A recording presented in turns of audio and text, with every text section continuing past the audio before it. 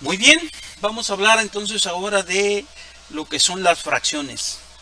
Sabemos que los números enteros nos representan cantidades de cosas que podemos contar, digamos, como unidades. Por ejemplo, una manzana, dos manzanas, una naranja, un kilo, 2 kilos, eh, cuatro sillas de un comedor son cuatro sillas son cuatro enteros, ¿sí?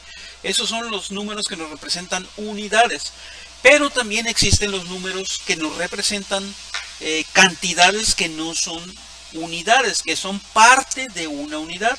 A eso se les llaman números fraccionarios. Y entre los números fraccionarios están las fracciones. ¿Sí? Por ejemplo, aquí vamos a representar cada uno de estos círculos como una unidad o como un entero. En el primer caso, este entero lo vamos a partir en dos, ¿sí? En dos partes iguales. Entonces la forma de representar estas dos partes va a ser por medio de un número o fracción. La fracción tiene la característica que va a tener el símbolo de división. Este es el símbolo de división, la raya. El de arriba es el dividendo y el de abajo es el divisor. O sea que aquí voy a dividir 1 entre 2, ¿sí?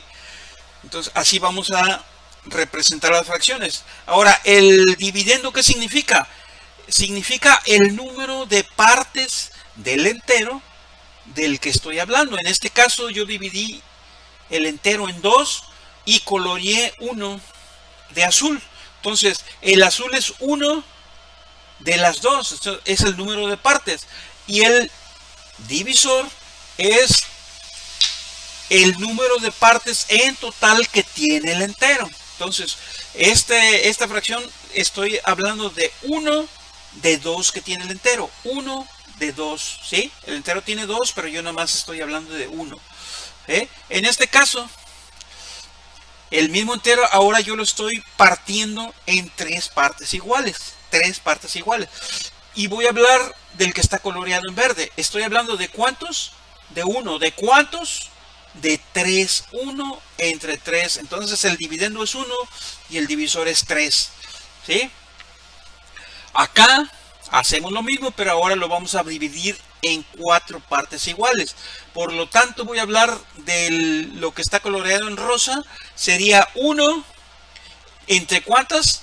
Entre 4. 1 entre 4. El dividendo es 1 y el divisor es 4. Y así,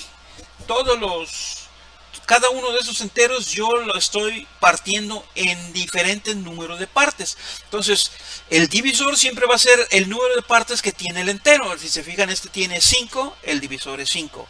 Este tiene 6, el divisor es 6. Este tiene 7, el divisor es 7, ¿sí? Este que tiene 10, el divisor es 10. Y el numerador va a ser el número de las partes de las cuales estoy hablando de esa división. Aquí, en el caso del rosa, yo no me estoy hablando de 1, de las 5. Ahora, puedo hablar de las que no están coloreadas. En este caso, ¿cuántas son? 1, 2, 3, 4. ¿De cuántas? De 5. Entonces, en este caso sería 4 quintos, ¿sí? 4 quintos. El dividendo y el divisor, ¿sí? Y así, todas las fracciones, esto es lo que representan. Muy bien. También hay otra forma de llamar a las fracciones. A ver, vamos a moverlo para acá.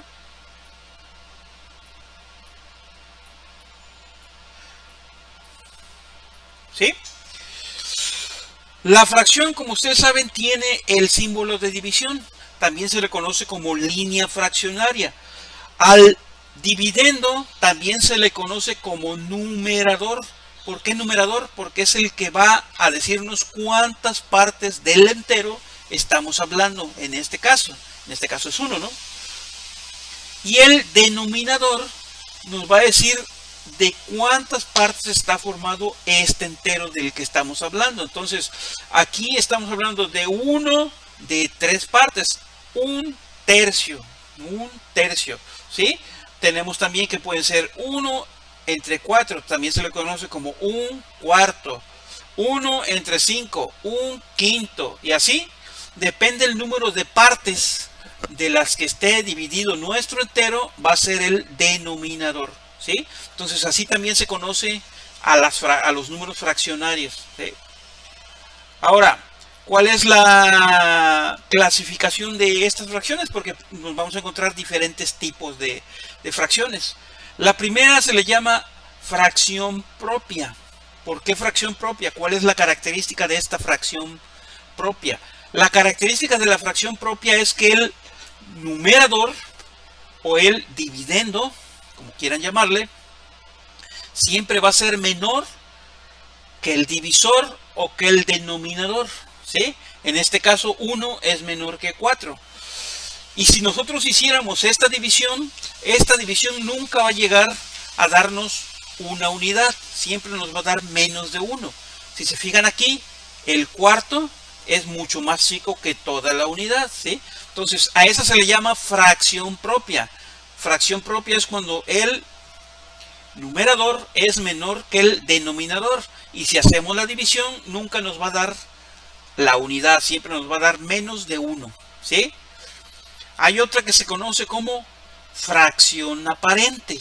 ¿Cuáles son esas fracciones aparentes? La fracción aparente es cuando por alguna operación nosotros nos resulta que el numerador y el denominador son iguales, ¿sí? Son iguales, y por tanto, si yo hago esta división me va a dar una unidad. 8 entre 8 va a ser igual a 1, ¿sí? ¿Por qué? Porque estoy hablando de 8 partes de las 8 que tiene el entero, o sea, estoy hablando de todo el entero. También puede ser una fracción aparente cuando el numerador o el dividendo es un múltiplo de el denominador. Es decir, un múltiplo de 8 es 16, ¿no? Entonces, si yo tuviera 16 en el numerador y abajo 8, al hacer la división, ¿qué va a pasar? Me va a dar un número entero. Esa también es una fracción aparente. Entonces, la fracción aparente es cuando yo hago la división y me da un número entero. ¿Estamos claros? Otro tipo de fracción es la fracción impropia. Esta es lo contrario de la fracción propia que vimos hace un momento, ¿sí?